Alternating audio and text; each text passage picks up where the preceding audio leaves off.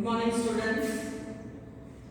Today we are going to start chapter 3, 11th statistic. 11th statistic, chapter 3, measures of central tendency.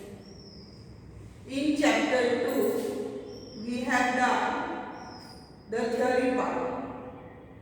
Graphs we will do when we get the graph book. So I have started chapter 3 in which we don't need graph book to draw. So I am going to start chapter 3, measures of central tendency. Now we have seen from the first chapter that collecting of information from the population, then sampling, then we have seen the different methods of collecting the information. In the second chapter, we have seen the classification and then the tabulation of the information so that it can be easy to understand, easy to compare. And then we have seen the diagrams and the graph. Diagrams and graph we have seen only the theory part. When you bring graph, then we will work. So we have started chapter 3, that is measure of central tendency. Now after collecting, after classifying, still the information has to be, the average value has to be found out for proper interpretation, analysis and comparison. So in third chapter we will learn, I have written in graphs drawn for various frequency distribution. In the previous chapter when we will draw graph, when we will draw diagram, we can observe a common pattern.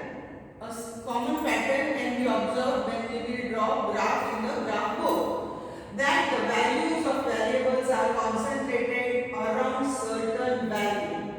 That the sum values of the data which we have collected and drawn graph, some values are concentrated at the certain values.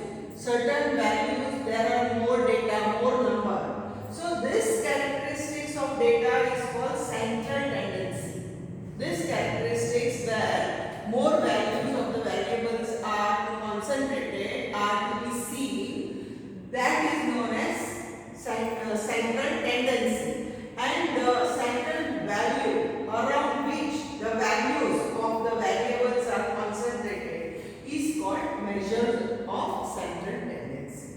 So this is just the introduction for the topic, that where the values are more concentrated, it is known as central tendency, and the measure which we are going to learn is the measures of central tendency.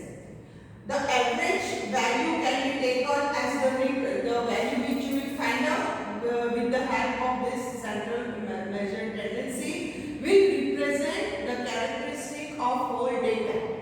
Full data which we have collected. So the average value can be taken as the representative for the whole set of data. Whatever the set of data you have collected, and the value which we are going to find out by different methods will represent the data.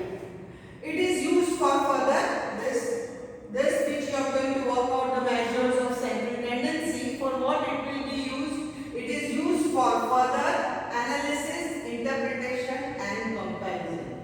So whatever we have found out by collecting the information, by drawing graph, by tabulation, by classification, still more we have to work out, and then we have to find out the average value which will represent the characteristic of whole data. And this will help us in order to analyze, interpret and comparison. So the characteristics of good, ideal measure of central tendency. You can refer page 69. What type of measure of central tendency should be? There is a characteristics. And I have marked 2 marks. It is important for exam in notes. So it should be well defined and rigid. It should be easy to understand. It should be easy to calculate. It should also suitable for further algebraical operation.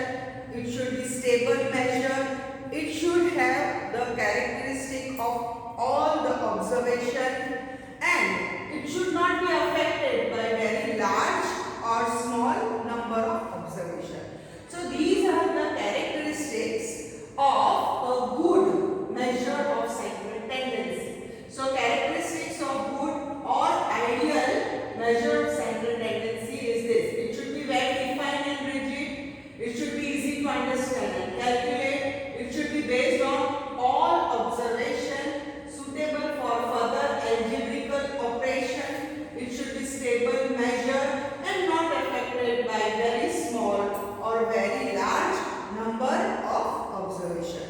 So these are all the characteristics of which a good measure of central tendency should have. Then only we can say that it is an ideal measure of central tendency. Now children, there are three measures of central tendency which we are going to learn in this chapter.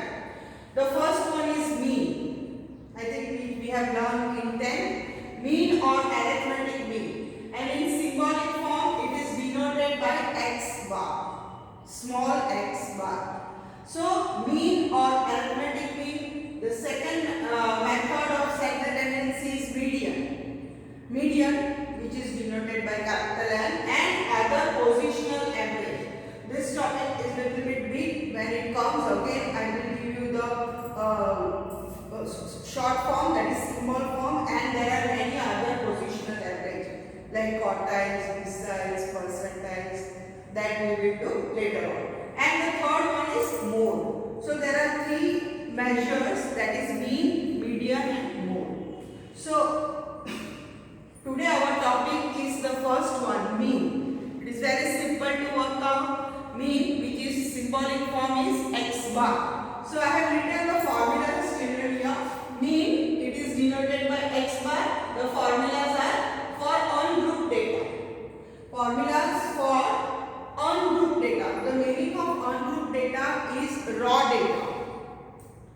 Raw data means they have collected anyhow. They have not put in the table form. They have not classified. So that data is known as raw data or ungrouped data.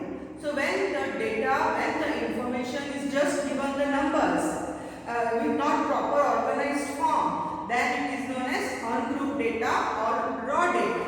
And to find out the mean for the ungrouped data, your formula is x bar, that is mean equal to sigma x upon n. This is sigma x upon n. X is the observations for what the data we have collected, and n means number of observation, how many number of observation we have collected. So mean I have written this simple words. Mean is the sum of all the observation divided by the number of observation. This is sigma x is sum of all the observation, and n is the number of observation. Shortcut method is also used, and that is x bar, that is mean equal to a. A means assume mean. When we do the sum, I will explain you. Assume mean plus sigma di upon n. So sigma di upon n. Then for group data, discrete frequency distribution, and that is mean equal to sigma fi xi upon n. So sigma fi xi upon n. For continuous, again x bar, that is mean equal to assume mean plus sigma fi di upon n multiplied by c. C means the class length. So these are all the formulas which we are going to use in the exercise 3.1, which I am going to do now, and again I will explain you those formula when we are going to apply. So in this year up till now, what we have done, this is important for exam, which I have tick mark, and this is a small introduction.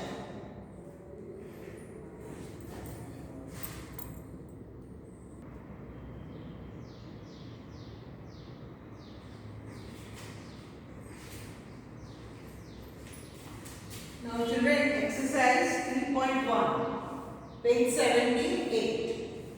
In the first question, find the mean of growth of sampling. The question is, you have to find the growth growth in centimeter of sapling growing in the nursery are.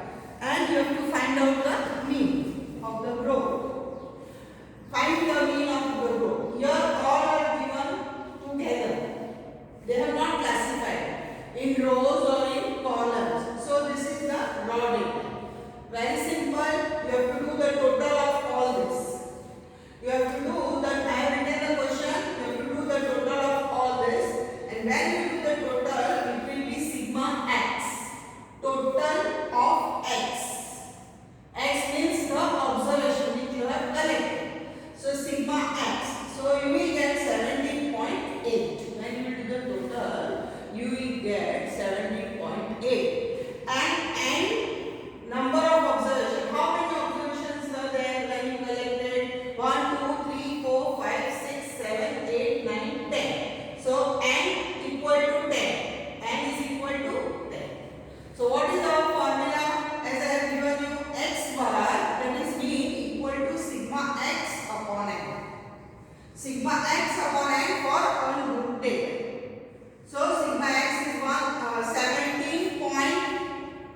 17.8 divided by 10, number of observation, equal to 1.78 centimeters. So the growth of sampling will be 1.78 centimeters. So therefore x bar, that is mean, equal to 1.78. Very simple.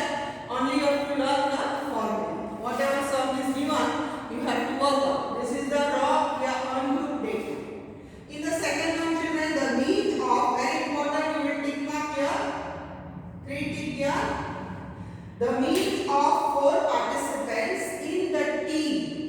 The mean of means here the mean is given of 4 participants. Those who are participating in the relay race. Mean is given to you and n is given to you. How many number of participants were there? 4. And what was their mean? 24 years.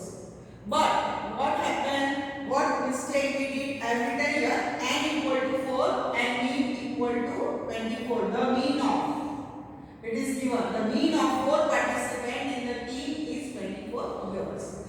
So children, n equal to 4, mean equal to 24.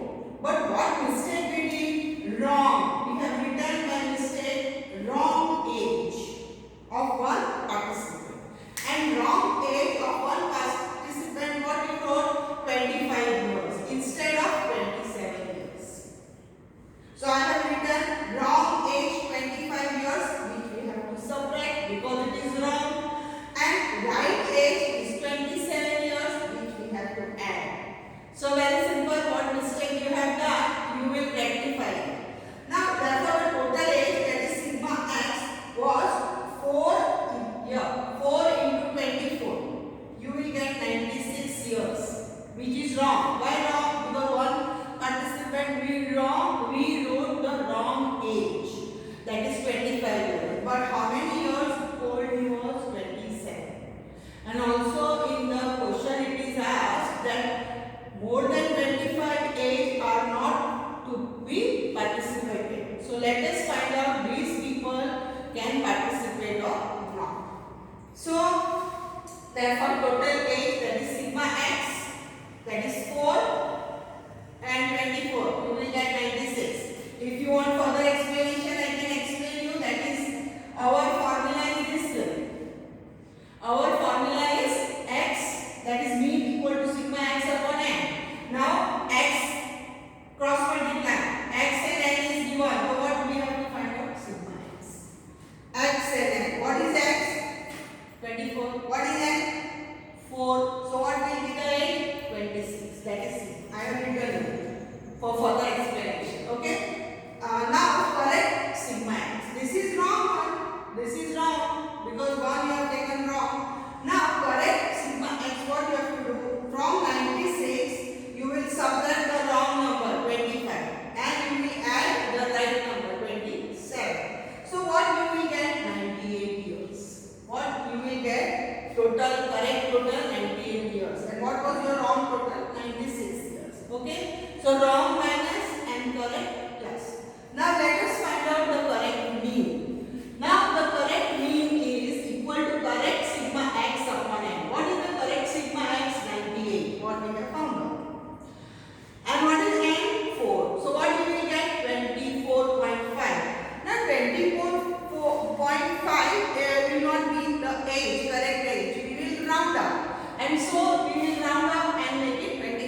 years. Now it is said more than 25 cannot participate. So we have not more than 25. We have less than 25. So all can participate. So yes, all participants can participate in the relay race as their age is less than 25 years. So this is the sum. First we have found out wrong total. Then from that wrong total we will minus wrong age and add correct age and find out the correct sigma x, that is total of the participants, and then we will find out the correct mean. So this is the sum. It is important. I have tick mark here. So you can also tick mark in your class notebook when you work on it. Now the third sum is find the diameter of the screw. Find mean diameters. The screw which they have collected, the following table is given in the diameter, and the screw with the consignment is you have ordered it. You have to find out the mean of the screw. Now children, they have given column. Here I have written the question. They have given in the column form, and they have given x with 30, 35, 40, 45, 50, 55, and also f, that is number of screw. So this type of series is known as discrete frequency distribution. When x is given in the single observation, that is single line classification is given, u and the frequency is given, then it is discrete frequency distribution. This is raw or ungroup frequency, and this is discrete frequency distribution. Here we have put in the table form, in the column form. Okay, so this is x and this is f. Now in discrete frequency distribution, our formula is sigma fx upon n. So what is n? N means number of frequency, number of screws. So what is n total? 40. So I have written here n. Now fx. Fx means f, x and f both multiply. Fx. So x and f, you will multiply. You can multiply 30 by 4 or 4 by 30, it is same. So I have written here fx, because in formula we need sigma fx. So you multiply 35 4s, this. All this you will multiply, and then you will do the total, you will get sigma fx. Total is known as sigma fx. So it is 1845. Now according to the formula, sigma x upon n, 1845 upon 45, you will get 41 millimeter. Small screw, you know. So the diameter of the screw is 41 mm. Okay. So this is simple sum fx. Only you have to learn the formula for discrete frequency distribution. It is sigma fx upon n. Now the next trend is find the mean of the marks of the students in the test. The marks are given to the students, and you have to find the average, that is mean. Now children, here it is continuous frequency distribution. I have written for you, so now you will get the idea of three types, that is raw yarn group, this is discrete, and this is continuous frequency distribution. In continuous frequency distribution, we will have this way the class. We will have the class 10, that is 0 to 10, 10 to 20, 20 to 30, and so on. 60 to 70, how many number of students are there? 4. Okay, so in this way, when the class is given, it is known as continuous frequency distribution. When the data is large, we will use continuous frequency distribution. Okay, so this is continuous frequency distribution. In continuous frequency distribution, our first work will be to find out mean value. Always. Our first work will be to find out the mean value. And what is the mean value formula? Lower limit plus upper limit divided by 2. Lower limit plus upper limit divided by 2.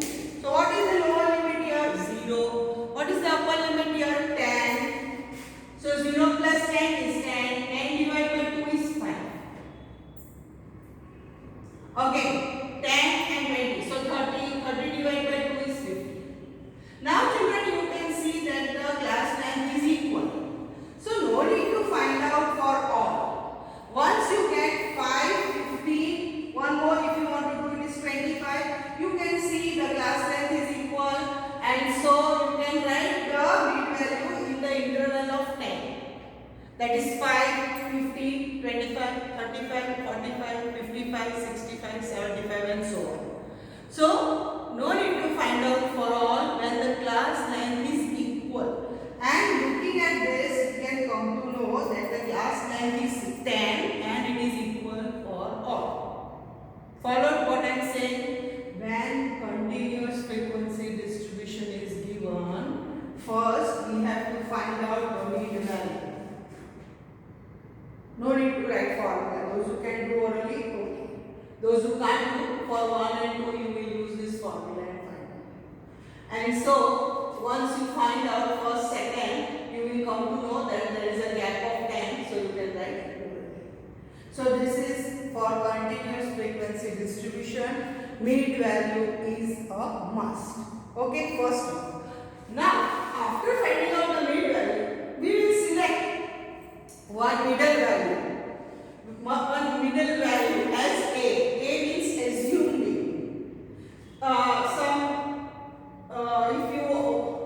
This mid value will be X here.